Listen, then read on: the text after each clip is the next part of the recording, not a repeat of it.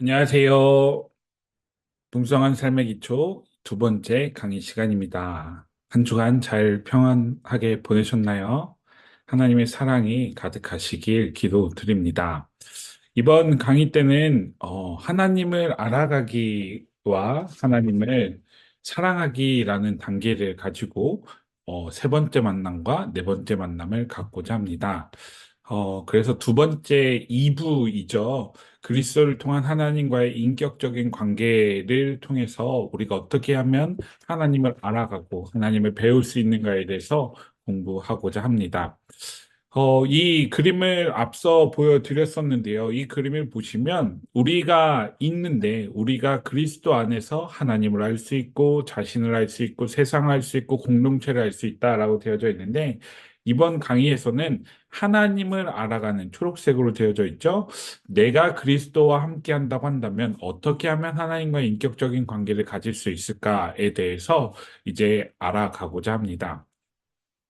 그래서 우리는 그리스도 안에 속하기 전에 우리에 대해서 한번 살펴볼 텐데요. 페이지 55페이지입니다. 페이지 55페이지 보면 첫 번째 질문으로 우리 사회는 부모의 책임보다는 자녀의 책임을 더 강조하는 문화입니다. 그러나 자녀가 되었기 때문에 누려야 할 권리가 있다는 생각을 해 보았습니까? 좋은 부모 아래서라면 누릴 수 있는 자녀의 특권은 무엇이었을까요? 라고 질문을 되어져 있습니다. 자녀의 특권은 요새 많은 프로그램에서 자녀를 어떻게 하면 잘 키울까에 대해서도 이야기가 되어져 있고요. 그리고 이 자녀에 대한 관심도가 있기 때문에 오히려 출산율이 낮아진다라는 이야기가 나올 정도로 어떻게 하면 자녀를 잘 키울까에 대해서 우리가 이야기를 하고 있습니다. 그런데 자녀의 특권으로 사실은 어떤 것을 이야기하고 있냐면요. 잘 먹고, 잘 입고, 교육도 잘 받는 것에 대해서 이야기를 하고요. 그리고 부모를 바라보면서 건강한 자아상과 안정감을 가질 수 있고, 그리고 또 자녀의 특권으로는 부모와 인격적이고 친밀한 관계를 가질 수 있다라고 하는 것을 우리는 배울 수 있습니다. 그렇다고 한다면 이 자녀의 특권을 가진 우리가 하나님의 자녀이잖아요. 하나님의 자녀인 우리가 과연 잘 먹고 잘 입고 교육도 잘 받고 있고 건강한 자아상과 안정감을 가지고 있고 부모와 인격적이고 친밀한 관계를 가질 수 있는가에 대해서 한번 고민할 필요가 있습니다. 그렇다고 한다면 이 앞에서 열거한 권리 중에서 가장 중요하다고 생각되는 것은 여러분들은 무엇인가요? 저는 이 여러 가지들 중에서 좋은 관계를 맺고 마음으로 소통하고 생각과 감정과 말을 나누고 슬픔과 아픔을 나눌 수 있는 관계, 좋은 친구 같은 관계가 바로 자녀의 특권 중에서 가장 중요하다라고 생각을 합니다. 그러면 앞서 열거한 권리들이 다 나온 것 같은데요. 여러분들은 어떤 권리가 가장 중요하다고 생각하시나요? 우리는 이러한 권리들을 가지고 하나님 앞에 서 있다는 것을 먼저 알아야 할 것입니다. 두 번째 질문으로 우리가 그리스도 안에서 어떻게 새로워졌는지, 얼마나 놀랍게 변화되었는지를 이야기에 앞서서 그 전에 우리 상태가 어떠했는지를 반드시 알아야 한다라고 이야기합니다. 성경은 우리가 어떤 상태였다고 이야기하나요?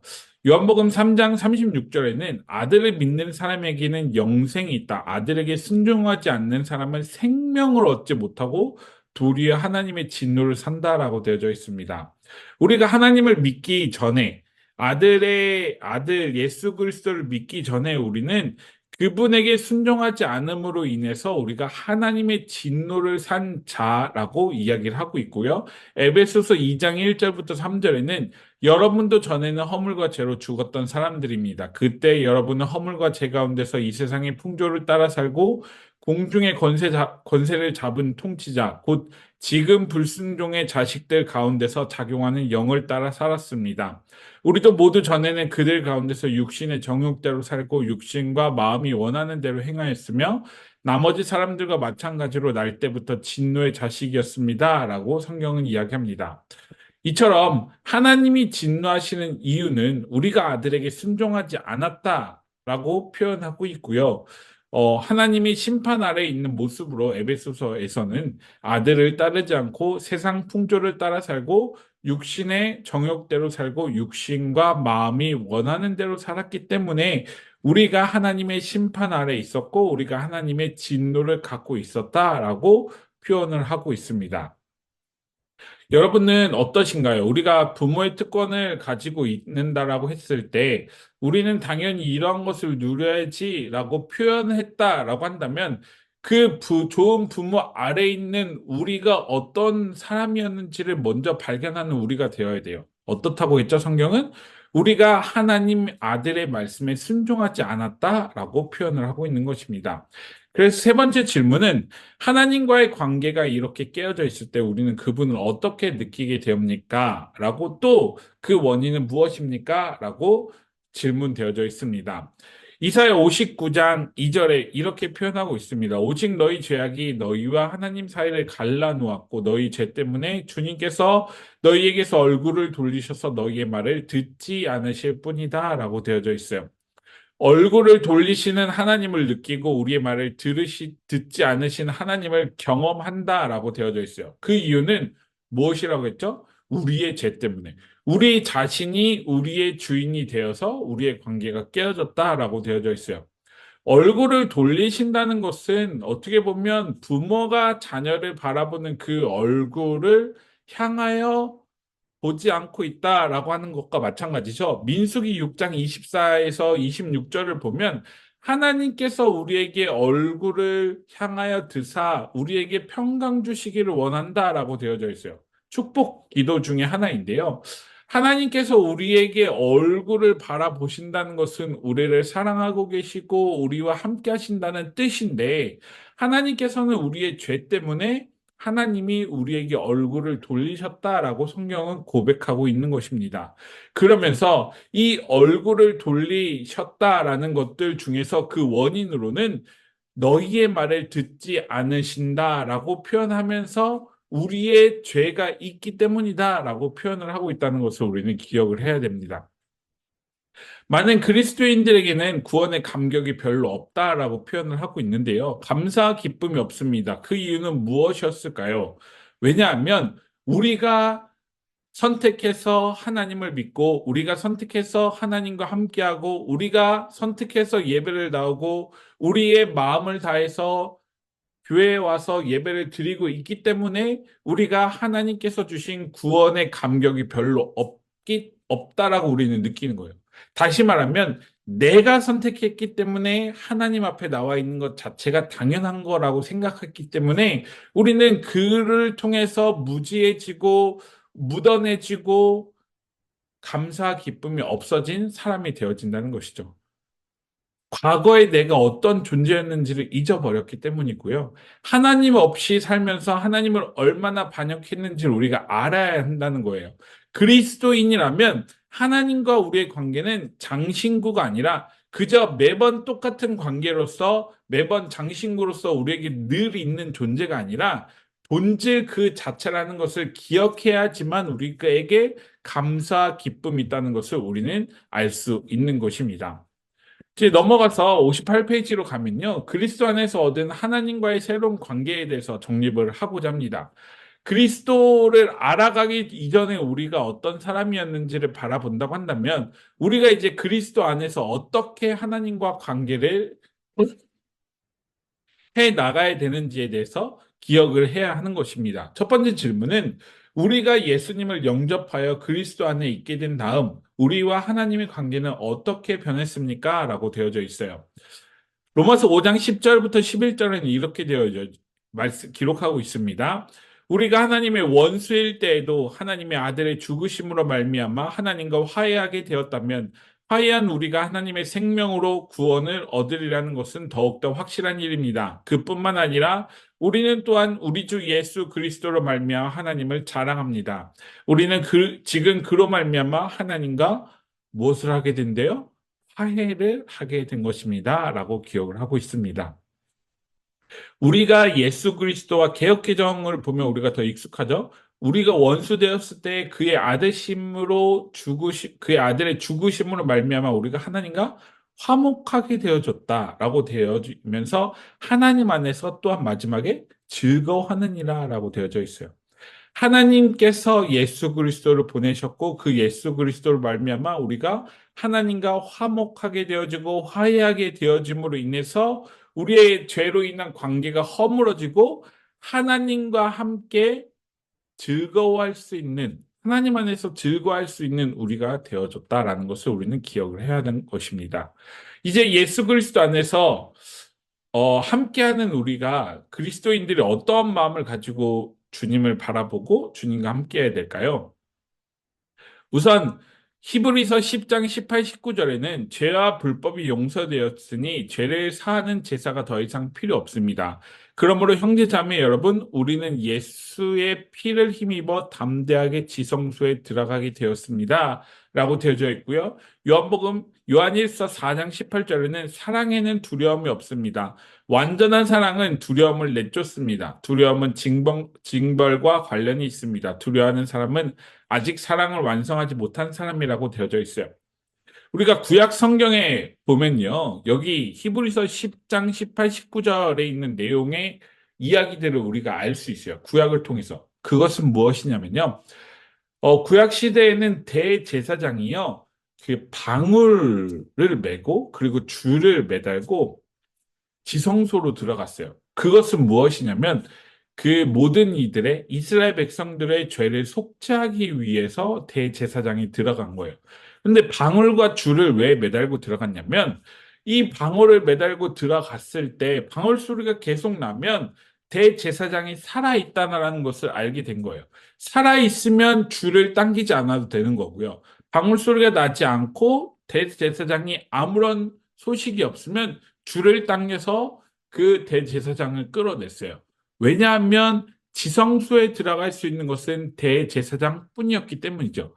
대제사장이 지성소에 들어가서 죄를 하나님께 구하고 그 죄를 사함으로 말미암아 이스라엘 백성들은 죄 사함의 은혜를 받았었는데 신약 시대에 예수님께서 대제사장으로 인간의 모습으로 우리에게 온 이후에는 예수님께서 십자가에 매달리셔서 모든 죄를 사하여 주셨으니 우리는 대제사장이 필요가 없었던 거예요.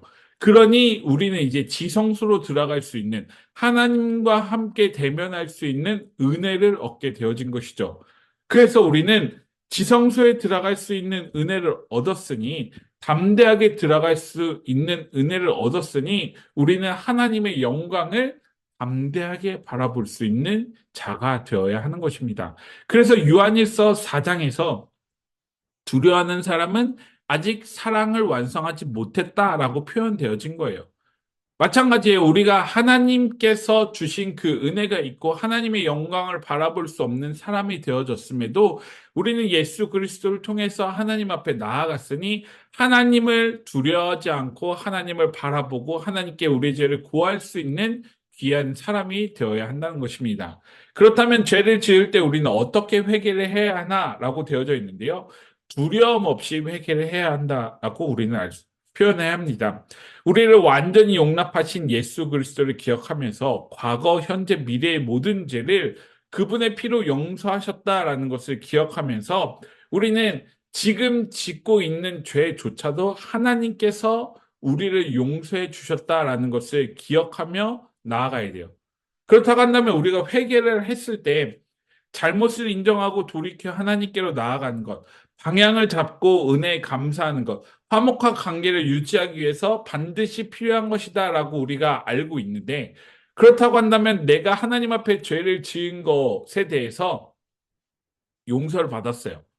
죄를 지은 것에 대해서 회개를 했어요. 그 회개하고 끝이에요? 아니란 말이죠. 그 회개를 통해서 하나님이 나에게 이러한 은혜를 주셨으니 내가 더 사모하고 더 간절한 마음으로 하나님 앞에 용서를 구하는 그 마음을 기억하면서 나를 회개해 주셨다는 그 마음을 기억하면서 더 하나님의 사람으로 살아가기 위해서 나를 바로 잡아야죠. 다시 돌이켜서 와야 돼요. 뒤에 그림이 하나가 준비되어져 있는데요. 그를 바라보면서 우리가 어떻게 해야 되는지에 대해서 우리는 기억을 해야 하는 거예요. 네 번째, 시편 기자는 131편 2절에서 하나님과 화해한 그리스도인의 영적 상태에 대해서 어떻게 표현하고 있죠? 바로 젖된 아이라고 표현하고 있어요. 젖된 아이는 더 이상 젖을 먹지 않아도 되나 엄마와 심리적 애착 관계가 있는 형성되어져 있는 아이를 말하고 있는데요. 우리 역시도 그리스도인으로서 하나님과 무조건적인 심리적 애착 관계가 형성되어져 있어요. 그런데 우리는 그것을 기억하지 못한 채 하나님을 멀리하고자 했고 하나님을 바라보지 않고자 했고 하나님과 떨어져서 살아가는 우리들이 있어요. 다시 하나님께로 돌아가고자 하는 그 마음이 있고 회개하려는 마음이 있지만 회개하고 끝난 것이 아니라는 것을 우리는 기억을 해야 하는 것입니다. 61페이지 보면 자녀의 특권을 누리게 하는 성경, 보고로서 성경을 표현하고 있는데요. 하나님의 자녀로서 아버지인 하나님을 알아가는 일은 우리에게 가장 큰 축복입니다. 그런데 사람들은 하나님을 인격적으로 바로 알아가기 이전에 하나님에 대한 선입관을 가지고 있다라고 이야기를 하는데요. 당신은 하나님 아버지라고 하면 어떤 이미지가 떠오르십니까?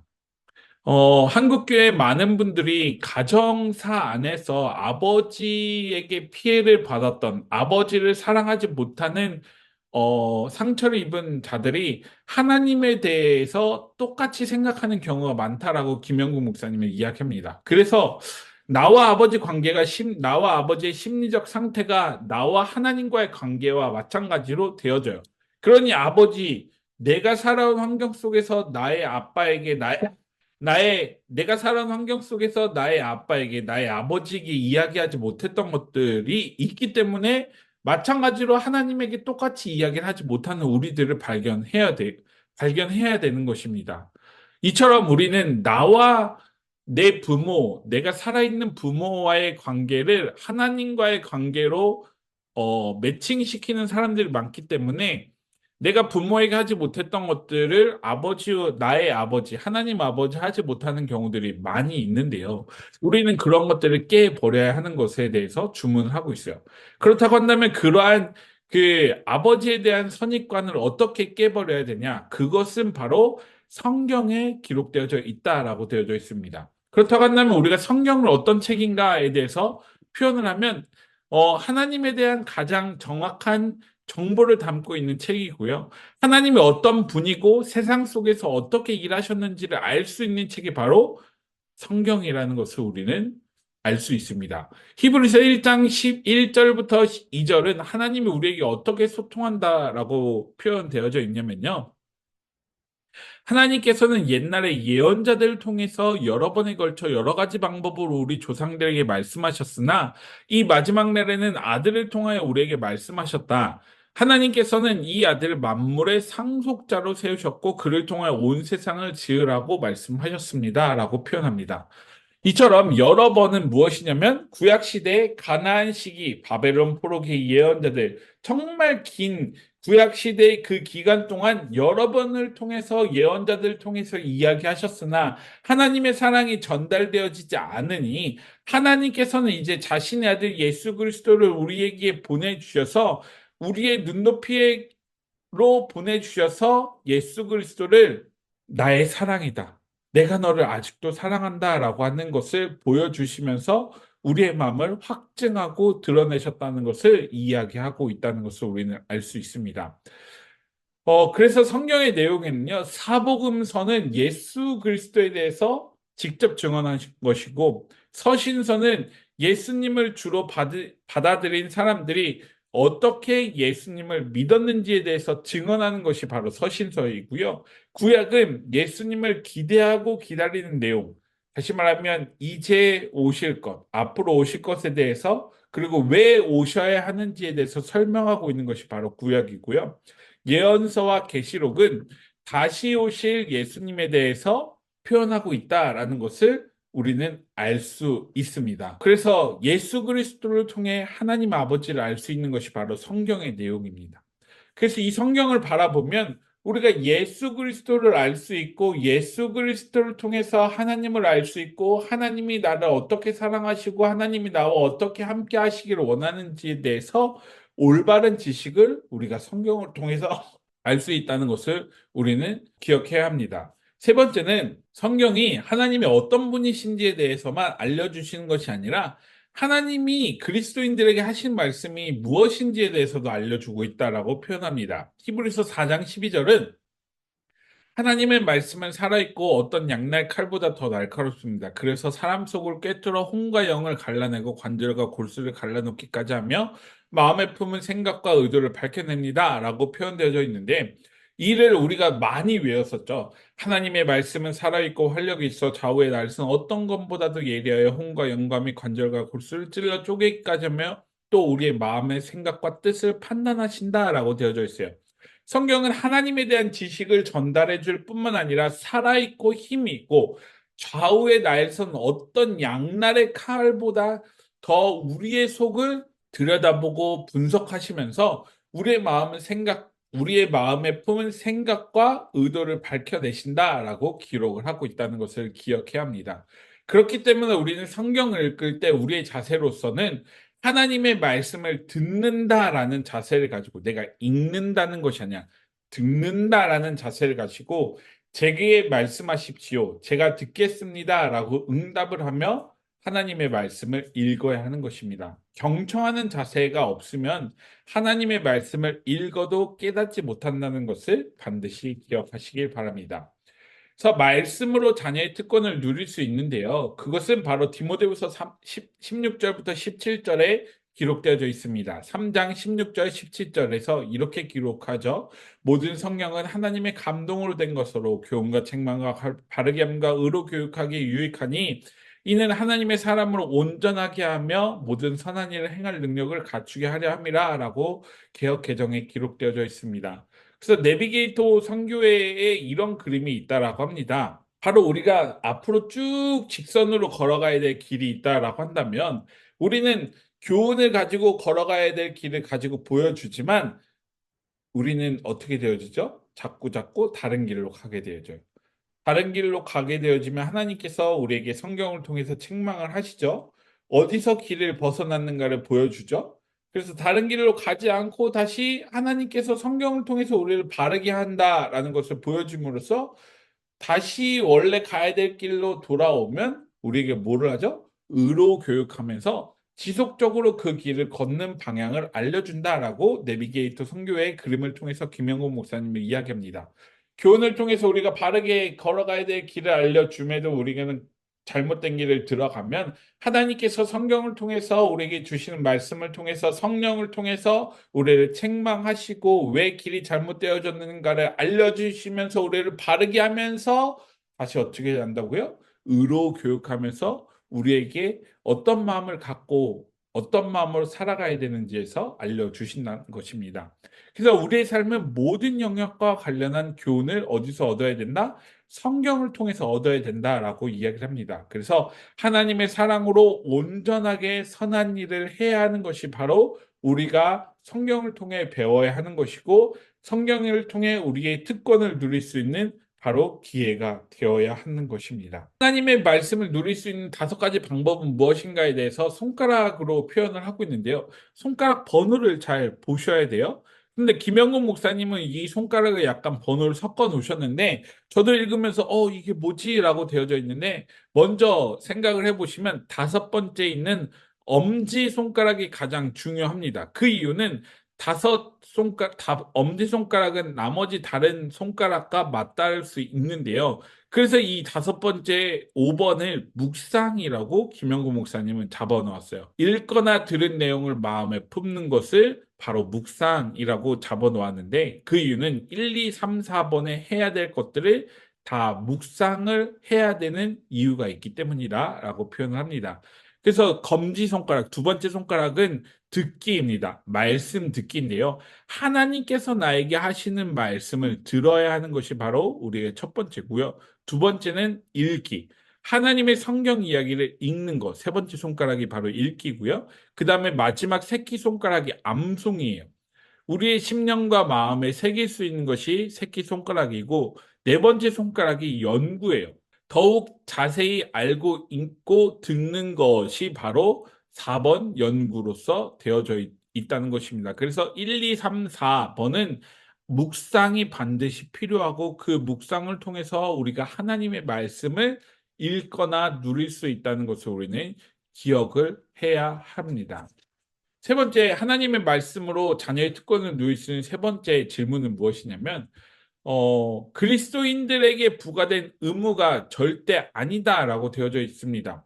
우리는 의무로서 성경을 반드시 읽어야 되고 의무로서 예배를 드려야 된다라고 기록을 하면서 처음 신앙을 갖고 있는데요. 김영훈 목사님은 의무로서 말씀을 대하고 있다면 그 자세를 고쳐야 된다라고 이야기를 합니다. 성경을 읽고 기도하고 예배를 드려야 한다라는 것은 우리의 죄책감을 씻어줄 수 있는 어떤 의무로서 기억을 해야 한다면 우리는 의무가 아니라 특권으로 우리의 마음에 하나님의 말씀을 기억하고 하나님을 알아가는 축복이 우리에게 특권으로 다가올 수 있음을 기억해야 한다라고 되어져 있습니다. 그렇다고 한다면 우리는 하루에 10분 정도 성경을 읽는 습관을 위한 계획은 여러분들은 어떻게 세워가고 있을까요?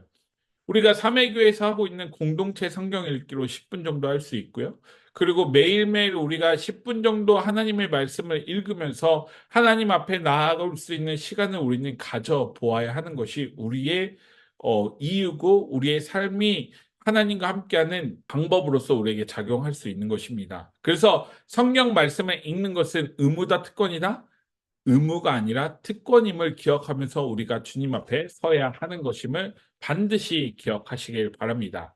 이제 네 번째 만남으로 하나님을 사랑하기에 대해서 하는데요. 하나님을 사랑하기 위해서는 우리가 사랑하는 그 마음을 품고 하나님께 고백을 해야 되잖아요. 그 이유로, 그 방법으로는 사랑으로 드리는 예배, 바로 70페이지에 등장하고 있습니다. 하나님이 어떤 분인지 알게 되면 그분에게 인격적으로 반응하기 시작한다라고 김영구 목사님이 이야기합니다. 살아계신 하나님께 인격적으로 반응하는 초대 그리스도인들을 베드로는 어떻게 표현했을까요? 베드로는요, 베드로전서 1장 8, 9절을 보면요. 베드로는 예수 그리스도와 모든 일을 3년 동안 공생의 기간을 함께 했던 사람이었어요. 그렇기 때문에 베드로는 예수님을 정확하게 알고 있었고 예수님이 어떤 일을 행했는지를 알고 있어요. 그렇기 때문에 예수님을 믿을 수 있었는데 초대교인들은 그게 아니었단 말이에요. 구전으로 편해지는 구전에서 구전으로 이어지는 예수 그리스도에 대한 이야기를 듣고 믿었던 거예요. 그런 사람들에게 베드로는 이렇게 표현하죠. 여러분은 그리스도를 본 일이 없으면서도 사랑하며 지금 그를 보지 못하면서도 믿으며 말로 다 표현할 수 없는 즐거움과 영광을 누리면서 기뻐하고 있습니다. 여러분은 믿음의 목표, 곧 여러분의 영혼의 구원을 받고 있는 것입니다. 라고 되어져 있어요.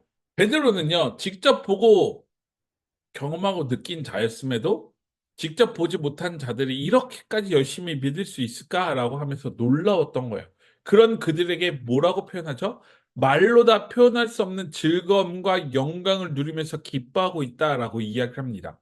다시 말하면 우리가 예수 그리스도를 직접 보고 경험하지 못했지만 우리가 성경을 통해서 하나님을 알았다고 한다면 당시 초대 그리스도인들처럼 예수 그리스도를 보지 못했음에도 불구하고 말로 다 표현할 수 없는 즐거움과 영광을 누리면서 기뻐해야 되는 것이 바로 우리의 삶임을 기억해야 하는 것이 바로 우리가 하나님을 알아가고 하나님을 사랑해야 되는 모습으로 표현하고 있는 것입니다.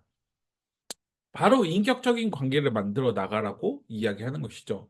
두 번째 질문, 하나님을 기뻐하고 즐거워하는 이런 예배가 어떻게 가능할까라고 질문을 하죠. 요한일서에서는 이 예배가 어떻게 가능하다고 말합니까? 라고 되어져 있는데 요한일서 3장 1절에 아버지께서 우리에게 얼마나 큰 사랑을 베푸셨는지를 생각해 보십시오. 하나님께서 우리를 자기의 자녀라 일컬어 주셨으니 우리는 하나님의 자녀인 것입니다. 세상이 우리를 알지 못하는 까닭은 하나님을 알지 못하기 때문입니다라고 되어져 있어요. 다시 말하면 예배란 하나님이 우리를 불러주신 것에 대한 감격의 표현임을 우리 기억해야 돼요. 내가 하나님을 믿은 게 아니라 하나님이 나를 불러주셨어요. 그렇기 때문에 우리가 보라, 자격이 없음에도 우리에게 베푸신 사랑을 믿음으로 고백하는 것이 우리가 해야 될 일이고요. 우리가 그러하다고 고백하는 것이 우리가 하나님의 자녀로서 하나님을 기뻐하고 즐거워할 수 있는 예배로 우리가 나타날 수 있는 거예요. 여기서 보라라고 되어져 있는 것은 개역개정에 처음에 등장하고 있죠. 보라, 우리가 깨달으라고 하는 어떤 요청인 것이죠. 3번, 예배 속으로 들어가면 우리로 진정한 예배, 정말 살아있는 예배를 가능하게 하는 중요한 두 기둥이 있다라고 표현을 하고 있는데요.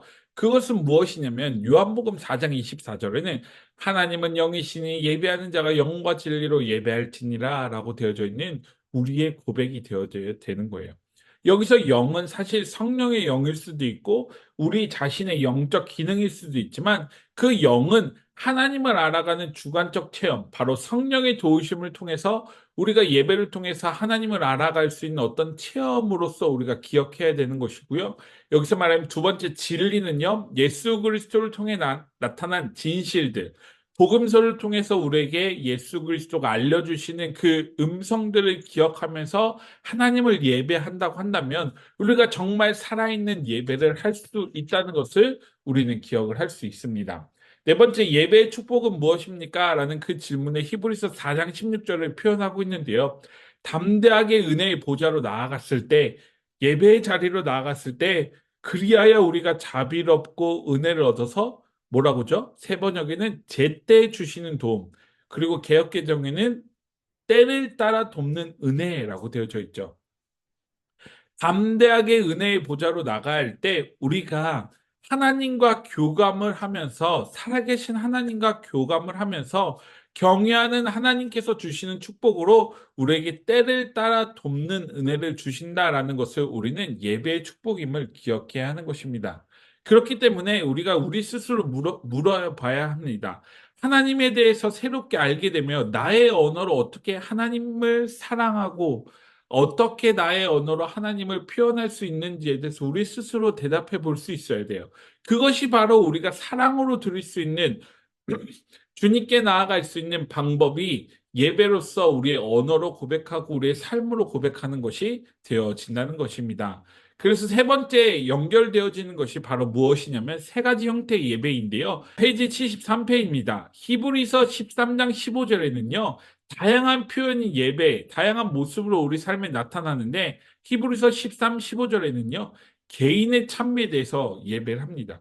개인 차원의 예배가 필요한 것이에요. 우리의 입술의 고백이 필요한 거예요. 앞서 제가 회복이라고 되어져 있어서 어떻게 하나님께 우리의 사랑을 고백할 수 있을까에 대해서 해보자고 했잖아요. 물어보았잖아요. 우리가 하나님을 어떻게 사랑할 수 있는지 나의 개인 차원의 고백이 필요한 거예요. 나의 신앙 고백이 있어야 되는 거예요. 나는 전능하신 하나님을 이렇게 믿습니다라고 하는 어떤 목사님의 메시지가 아니라 내가 나의 삶에 경험하고 내가 나의 삶에 배워왔고 내가 나의 삶에 알고 있던 세 가지 형태의 예배를 고백함으로써 우리의 예배의 형태를 가져야 되는 것이고요. 두 번째 골로새서 3장 16절에는요. 공동체적인 예배에 대해서 이야기를 합니다. 마태복음 18장 2절에 보면 두세 사람이 내 이름으로 모인 자리에는 내가 그곳에 함께 있을 것이다 라고 표현을 하고 있는 것을 우리는 너무나 잘 알고 있죠.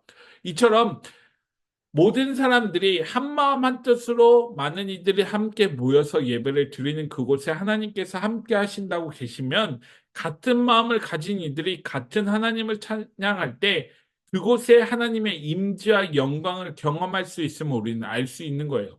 예배를 공동체와 함께 즐기는 자세가 우리에게 필요하다는 것을 우리는 기억을 해야 하는 것입니다. 세 번째는요, 로마서 12장 1절에 그렇기 때문에 우리는 삶으로 예배를 드려야 한다라는 것을 마지막으로 이야기합니다. 하나님을 의식하며 일을 하고 있다면, 삶을 살아가고 있다면 그 일은 그 삶 자체가 하나님께 드리는 산 제사이며 예배임을 우리는 해야 합니다. 예배가 우리 삶 가운데 살아있을 때 우리는 풍성한 삶을 누릴 수 있는 거예요. 하나님과 함께하는 그 삶이 하나님께서 우리에게 주시는 그 풍성한 삶을 기억하고 우리가 주님 앞에 나아갈 수 있음을 우리는 이 세 가지 형태로서 기억을 해야 하는 것입니다. 그렇다고 한다면 이 첫 번째, 두 번째, 세 번째 말씀 가운데 여러분들은 나의 삶에 어떤 더 깊은 은혜가 있어야 되는지를 한번 점검해보고 묵상해 볼 수 있는 우리들 되었으면 좋겠습니다. 세 번째, 이제 사랑으로 드리는 기도에서요.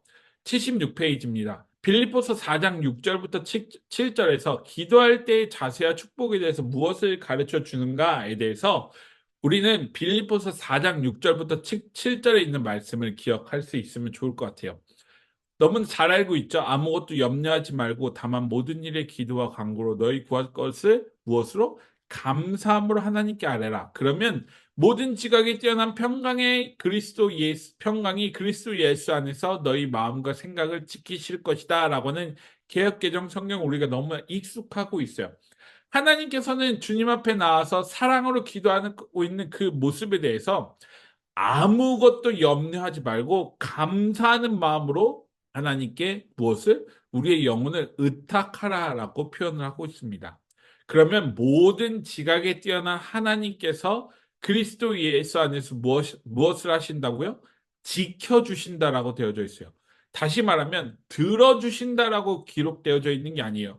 우리가 기도하기 때문에 하나님이 들어주셨다라고 하는 것이 아니라 우리 생각을 지켜주고 계신 거예요. 마음의 생각을 지켜주시고 마음의 생각을 다스려 주시는 것이 바로 기도라는 것을 우리는 알아야 합니다. 그래서 두 번째, 오늘날 우리는 기도를 오해하는 경우에 대해서 점검해 보자라고 되어져 있는데요. 이런 오해들은 어떤 것이 있을까요?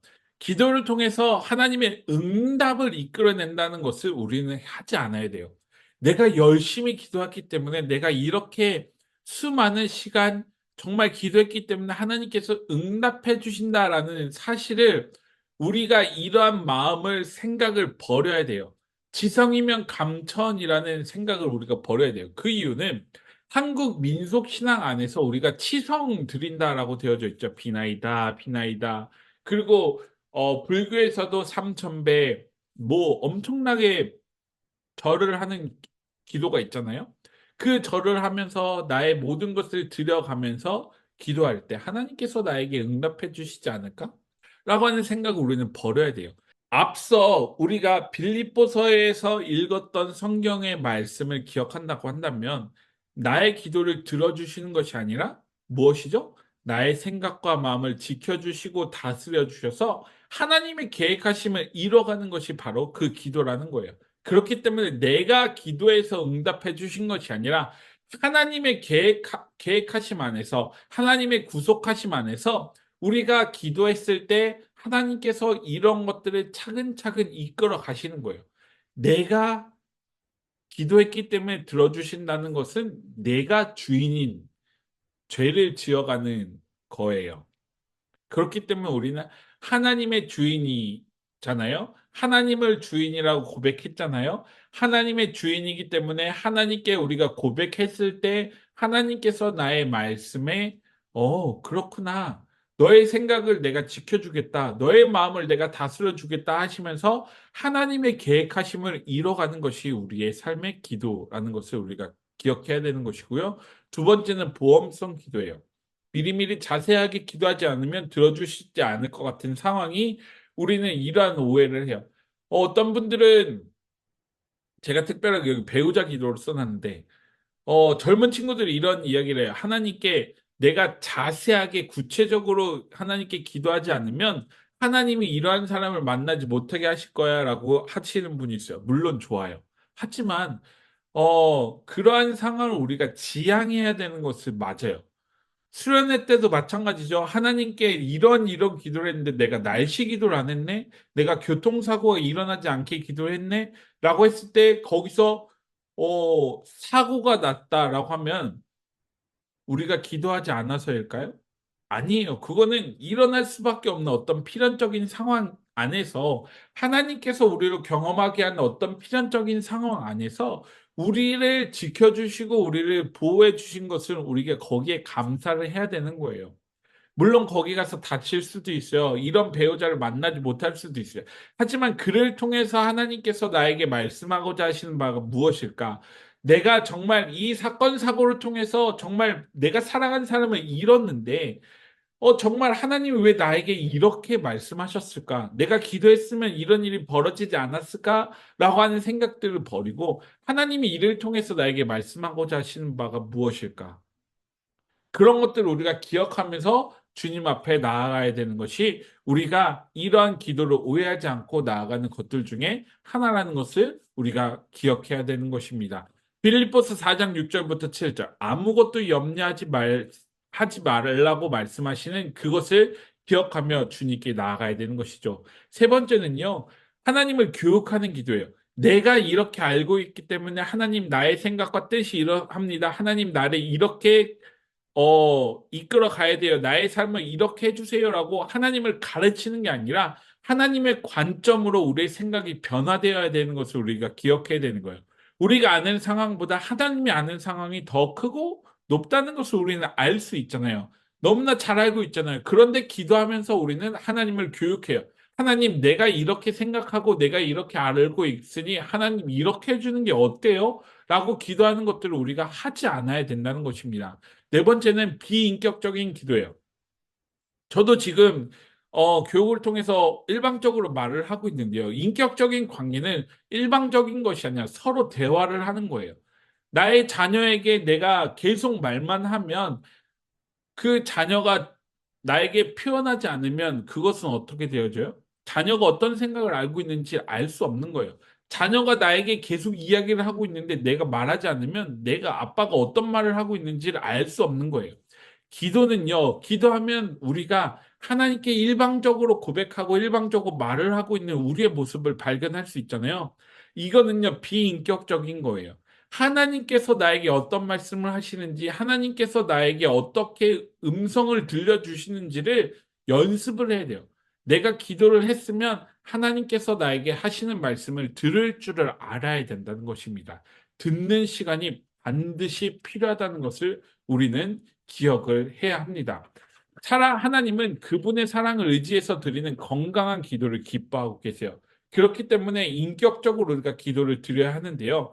그 인격적인 기도는 무엇이냐면 나의 언어로 누군가 너무 하나님을 표현을 잘했을 때 그 표현의 언어를 내가 베껴서 외워서 하는 것이 아니라 나의 삶의 언어로 내가 하나님을 이렇게 사랑하고 내가 이렇게 고백합니다라고 하는 나의 언어로 기도하는 게 가장 인격적인 기도이고요.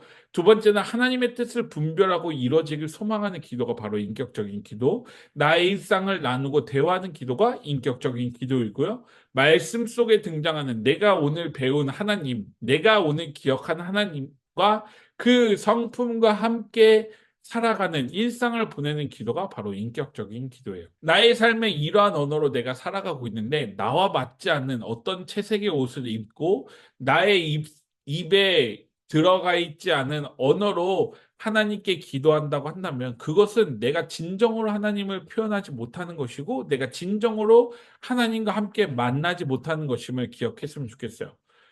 저희 큰아이가 초등학생이죠. 둘째는 5살입니다. 갑자기 5살 아이가 너무 뛰어난 언어로서 저에게 다가와서 이야기를 한다면 제가 그 아이와 대화할 수 있을까요?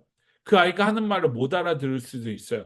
왜냐하면 '왜 그 아이가 그렇게 또 다른 언어로 표현하지?'라고 의문을 가지면서 그 아이를 바라보겠죠. 마찬가지예요. 하나님과도 우리가 인격적으로 내가 알고 있는 하나님을 표현하고 내가 알고 있는 그 성품을 오는 하나님과 함께 살아가는 것이 바로 나의 삶의 가장 중요한 포인트고요. 나의 가장 내가 해야 될 일인 것임을 기억했으면 좋겠어요.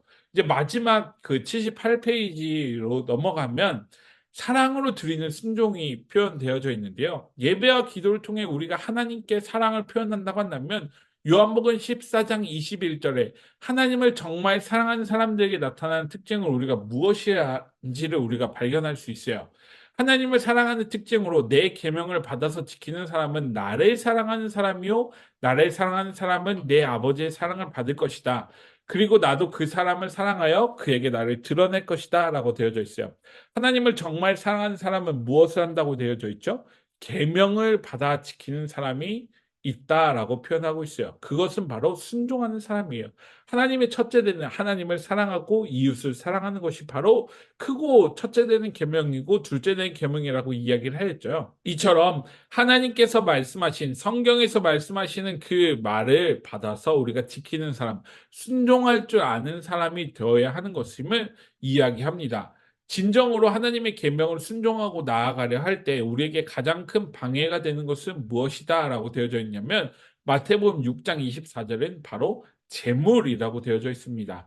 진정한 기쁨을 주시는 분은 하나님임을 우리가 기억하면서 이러한 것들을 재물은 한쪽으로 밀어놓고 우리가 우상으로 섬기지 않고 하나님을 더욱더 기뻐하고 하나님께 함께 나아갈 수 있는 우리가 되어야 한다는 것을 기억했으면 좋겠어요. 그래서 주님을 사랑하고 순종하려고 할 때 우리에게 필요한 것은 무엇이다? 바로 우리의 삶의 시간 속에서 하나님을 나의 주인으로 모시고 하나님만 사랑하고 의지하겠다고 선언하는 것입니다. 그래서 앞에서 기도했던 것, 예배드리는 것들을 종합적으로 이제 10, 10 훈련을 이제 김영구 목사님은 이야기하시는데요. 그것은 무엇이냐면요. 좋은 습관이 나에게 필요한데 하루에 10분, 10분, 10분 아침 그리고 일과 중에 그리고 자기 전에 10분씩 하나님을 알아가고 사랑하는 일을 해 봤을 때 그 세 번의 시간이 나의 삶의 시간이 되어지고 나의 시간 속에서 하나님을 알아가기 위한 하나님을 사랑하겠다고 고백하는 시간이 되어져서 하나님이 주시는 모든 축복을 누리는 열쇠를 가지고 우리가 주님 앞에 나아갈 수 있는 우리가 되어야 한다라고 표현을 합니다. 이 순종이 우리에게 필요한 것이고요. 이 순종이 하나님을 더욱더 우리의 삶으로 고백하고 하나님과 더욱더 인격적으로 만나는 우리의 삶의 시간이 되어졌을 때 우리는 주님과 함께 할 수 있고 하나님을 더욱더 알 수 있고 그리스도 안에서 바로 나로서 살아갈 수 있는 우리가 되어진다라고 이야기를 하는 것입니다. 그래서 이번 주에 해볼 것은요. 아침 그리고 일과 시간에 그리고 밤에 10분, 10분, 10분씩 하나님을 사랑하고 의지하겠다. 하나님을 더욱더 알아가겠다라고 하는 그것들을 정리해 나가면서 한 주간을 보내셨으면 좋겠습니다. 이것으로 두 번째 강의는 마치도록 하겠고요. 이 시간 가운데 하나님께서 나에게 주신 말씀이 무엇이고 내가 나의 삶의 염려 속에서 내가 하지 못했던 것들 그리고 이미 알고 있었는데 더욱더 하나님을 새롭게 깨달았다고 한다면 그것을 가지고 하나님 제가 알고 있는 하나님의 성품이 이러한 것인데 그런 것들을 가지고 제가 하루에 10분씩 3번 하나님과 함께 동행하고 하나님을 바라보겠습니다. 라고 고백할 수 있는 믿음의 교우님들 되시길 간절히 소망합니다. 감사합니다.